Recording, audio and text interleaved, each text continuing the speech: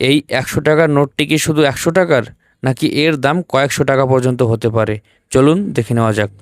Hello বন্ধুরা, আমি রথিন আর আপনারা দেখছেন রথিন ওল্ড কারেন্সি। এটি ২০২৩ সালের নতুন ১০০ টাকার নোট। গভর্নরের স্বাক্ষর রয়েছে শান্তিকান্ত দাসের। সবচেয়ে আকর্ষণীয় হলো এর সিরিয়াল নাম্বার 6LE4, তারপরে 5টা 7।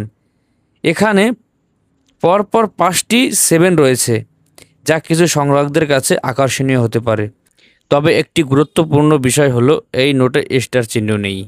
যদি এটি স্টার নোট হতো আর বিরল সিরিয়াল নাম্বার, যেমন সবকটা নাম্বার 1 বা 1 2 3 4 5 6 বা সবকটা নাম্বার 7 অথবা লাস্টে সবগুলো 9 রাডার নাম্বার থাকতো, তাহলে সংগ্রাহকদের আগ্রহ আরও বেশি হতে পারত।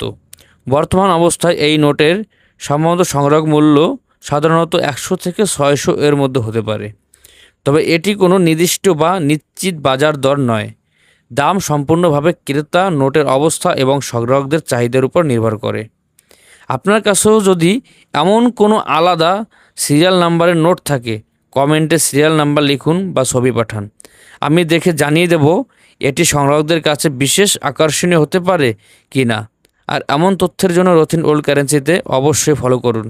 আর ইউটিউবে দেখে থাকলে চ্যানেলটি সাবস্ক্রাইব করুন। ধন্যবাদ। সবাই ভালো থাকবেন, সবাইকে ভালো রাখবেন।